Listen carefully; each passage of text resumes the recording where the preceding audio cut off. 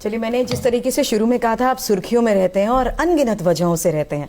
सुर्खियां भी जानते हैं आप, हेडलाइंस जिस तरीके से अब बन रही हैं, और पाकिस्तान आप की एक जैसे महापुरुष जब बेटी, तक इस धरती पर हैं, हम सुर्खियों में हैं। नहीं, लेकिन क्या आचार्य जी सुर्खियां भी देखते हैं, ये पूछ रही हैं? सुर्खियां देखते हैं क्योंकि एक हेडलाइन बनी हुई है सीमा को लेकर, सीमा हैदर को लेकर, जो पाकिस्तान से भारत आई हैं अपने प्यार की खातिर।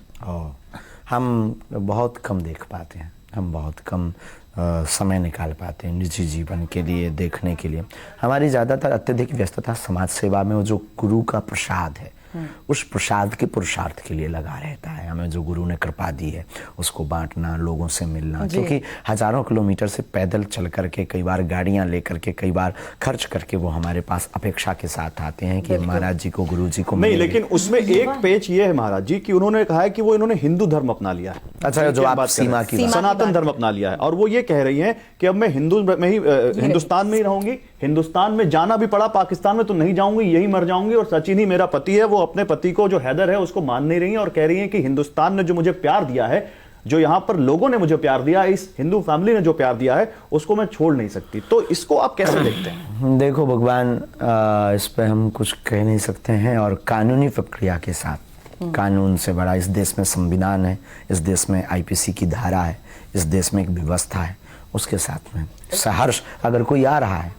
तो जब राम जी ने विभीषण को स्वीकार किया। चलिए, एक और तस्वीर मैं यहाँ पर दिखाना चाहूंगी, क्योंकि मैं आज आपके एक साधारण युवक से युवा संत की बात जो मैं कर रही हूँ, उसमें आपकी एक बचपन की तस्वीर भी हमारे पास है, और उसी बचपन की तस्वीर को देखते हुए मुझे बताइए क्या यादें आपकी जुड़ी हुई हैं। ये तस्वीरें बेहद खास है। बहुत पुरानी कथा की, अच्छा ये तो बहुत सी हैं, ये पुराने बाबा जी हैं। पुराने बाबा जी मतलब? पुराने बाबा जी। अब ये जो मनमौजी, ये फक्कड़पन, ये कथाओं का क्रम है। बचपन में हम जब 9-10 वर्ष की अवस्था से हम कथा क्रम में लग गए थे, तो खूब स्मृतियां हैं, आज भी हम भूले नहीं। जब भी मौका मिलता है याद कर लेते हैं, 1-2 घंटे अकेले में बैठकर, बंद कमरा, लाइट ऑफ, फिर हम वो पुराने स्मृतियाँ, फिर वो हम जीते हैं। हमारी एक अंदर की एक जो स्थिति है वो अलग टाइप की है, हम उसको जीना चाहते हैं। कई बार हम अकेले गाड़ी उठाकर, सिंगल आदमी को लेकर पुराने एक स्मृति मैंने आपकी कहीं सुनी, आपने बताया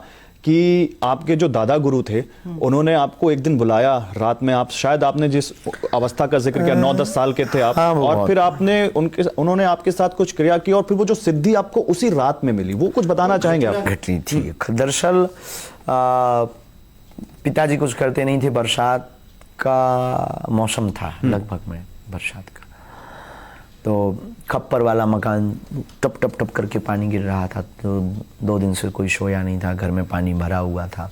माँ जी, पिताजी एक कोने में बैठे, हम छोटी बहन और भाई एक पलंग के नीचे अपने आप को बचा पा रहे थे। तो हमारे मन में लगा कि दादाजी हमारे बहुत चमत्कारी, और बड़े बड़े एम्बेसडर कार का ज़माना था उस ज़माना, तो एम्बेसडर कार पर बड़े बड़े IPS IAS ऑफिसर उनके पास आते थे। तो हमने कहा कि हम जाएंगे, कोई भावना लेकर, कुछ हमें वो दे देंगे, पैसा, धन, रुपया या गड़ी हुई संपत्ति बता देंगे, तो थोड़ा मकान बन जाएगा। और ये जो घर की स्थिति है, उस दिन शायद चावल की रोटी घर पर थी जब, तो हम अपने दादा गुरुजी के पास में कुछ मांगे, क्योंकि वो तो निर्मोही थे, साधु हो गए थे, उन्हें क्या लेना देना। तो हम दादाजी को कहा कि आप दुनिया का भला करते हो, ऐसी ऐसी बात है, आज भोजन भी नहीं हुए क्योंकि घर पे कुछ है नहीं। बिल्कुल। तो वो ठहाका लगाकर हंसे। हमने कहा कि धन बता दो, ये बता दो। आपने उनसे धन का पता पूछा? हाँ, बिल्कुल स्पष्ट है जो भी है। बोले रात को आओ। वो घटना घटनी थी, हम रात को गए। उन्होंने कहा स्नान करो, हमने स्नान किया। एक नल था छोटा सा पहाड़ी के नीचे, नल में जाके कमंडल लेकर स्नान किया, गीले वस्त्र ही आए।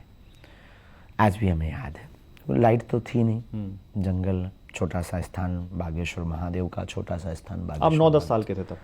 9-10 इसी बीच का, एग्जैक्ट तो नहीं, 9-10-11 के बीच। यहाँ उन्होंने हाथ पकड़ा दादाजी ने और ले गए। बस जो भी वो होता है वो मीडिया का या टीवी का विषय नहीं है। घटना घटी, एक लाइट सी हुई, प्रकाश हुई, तो डर गए, बच्चे थे, शरीर कंपने लगा, और बस उन्होंने थपकी देते हुए गुरुदेव ने कहा कि कह दो तुम हमारे हो, हम तुम्हारे। बस हमने भी चिक गाड़ कर कह दिया तुम हमारे हो। थोड़ा उसी आवाज बोल गया ना। मतलब चिघाड़ते हुए, वो एक अलग थी। कह दिया तू हमारा हम तुम हमारे हो हम तुम्हारे। और शरीर कांपते हुए घटना घट गई, कहानी बदल गई। गौरव, मुझे लगता है आज भी जब इसका जिक्र करते हैं तो आप भावुक हो जाते हैं। वो हमारे जीवन की एक इमोशनल, लेकिन मतलब ये क्रियाएं बहुत आपने बताया ना आप भावुक हो रहे हो घटना बताते हैं। हाँ, ये हमारे जीवन की एक जिंदगी बदलने की एक वो है। वो होता है ना, आपको उपलब्धि कब मिली, आप पहली बार कैमरा पर कब आए, किसके कारण आए, किसने आपका हाथ पकड़ के आपको माइक दिया, फिर आप क्या फील कर रहे थे, फिर आप डर रहे थे कहीं हम कुछ गलत ना पूछ दें, कुछ गलत ना बोल दें, कुछ गलत ना हो जाए। तो जो आपका होता फिर वो आप स्मृत रहते हैं।